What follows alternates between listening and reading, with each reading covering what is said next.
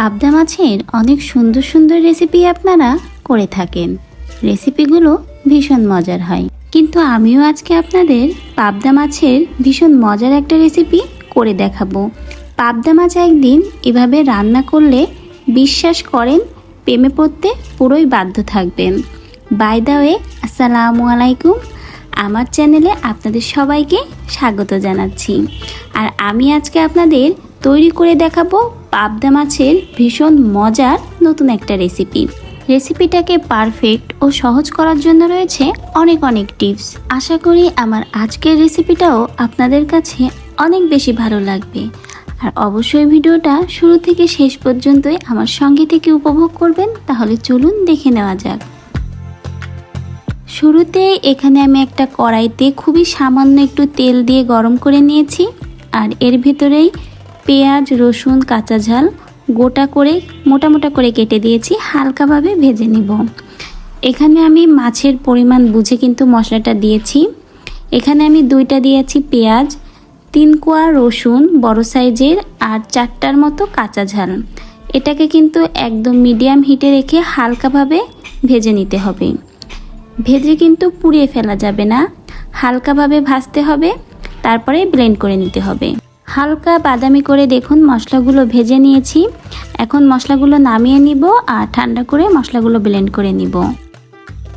মশলাটা নামিয়ে একই কড়াইতেই এখন আবারও পরিমাণ মতো তেলটা দিয়ে গরম করে নিয়েছি। আর যে মশলাটা ভেজেছিলাম সেটাই কিন্তু ব্লেন্ড করে দিয়ে দিয়েছি। মশলার পাতিলাটা ধুয়ে হালকা একটু পানি দিয়েছি, আপনারা চাইলে কিন্তু নাও দিতে পারেন। আর এখন এর ভিতরে বাকি মশলাগুলো একে একে আমি অ্যাড করে নিব। এখানে দিচ্ছি স্বাদ মতো লবণ, হলুদ গুঁড়া দেব আধা চামচের মতো, এবং শুকনা লাল ঝালের গুঁড়া আমি 1 চামচের থেকে কিছুটা কম আধা চামচ দিচ্ছি। আপনারা স্পাইসি লেভেলটা যেমন পছন্দ করবেন সেটা বুঝেই দিবেন। আর দিচ্ছি জিরা গুঁড়া। ব্যাস, মশলা দেওয়া হয়ে গেছে। এখন এই মশলাগুলো একসাথে খুব ভালো করে মিশিয়ে নিব।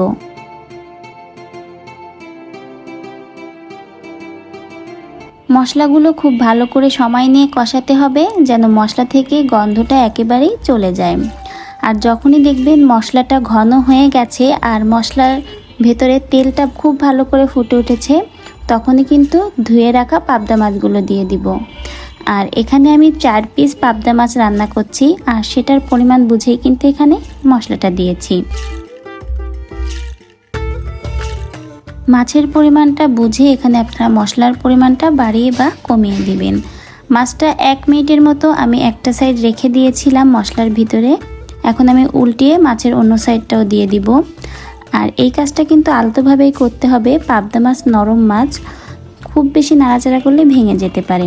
আলতোভাবে নাড়িয়ে চাড়িয়ে নিচ্ছি। আর এই সময় কিন্তু চুলার হিটটা একেবারেই লো করে দিয়েই মাছটা মশলার ভিতরে কষিয়ে নিচ্ছি। খুব ভালো করে কষানো হলেই দেখবেন তেলটা একেবারে মশলা থেকে এবং মাছ থেকে ছেড়ে দিয়েছে। তখনই বুঝবেন যে আপনাদের মশলাটা খুব ভালো করেই কষানো হয়েছে। কষানো ভালো হলে যেমন খেতেও ভালো হবে, মশলা বা মাছ থেকে কিন্তু কোনো গন্ধও আসবে না। খুব ভালো করে কষিয়ে নিয়ে এখন আমি পরিমাণ মতো ঝোলের পানি অ্যাড করছি। এখানে আমি 1 মগ পরিমাণ ঝোলের পানি দিয়েছি। মাছটা এখন খুব ভালো করে সেদ্ধ করে নিব। আর আলতো হাতে একটু নাড়িয়ে চাড়িয়ে দিচ্ছি। চুলার হিটটা মিডিয়ামে রেখে এখন আমি 5 থেকে 7 মিনিটের মতো মাছটা সেদ্ধ করে নিব। 5 থেকে 7 মিনিট পরে চলে এলাম। দেখতেই পাচ্ছেন ঝোলের পরিমাণ কিন্তু অনেকটাই কমে গেছে। আর এখন একটু নাড়িয়ে দিতে হবে যাতে মাছের নিচের দিকটা লেগে না যায়। এখন চুলার হিটটা লো করে দিয়ে আরও 10 থেকে 12 মিনিটের মতো রান্না করব।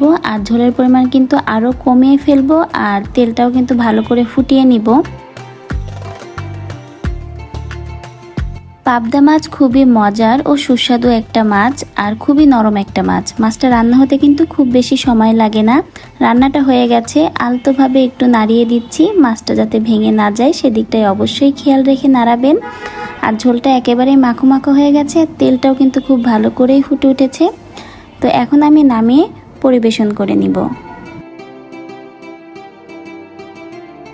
অনেক রকম পাবদা মাছের রেসিপি তো আপনারা ট্রাই করেছেন, একবার আমার এই রেসিপিটাও ট্রাই করে দেখবেন।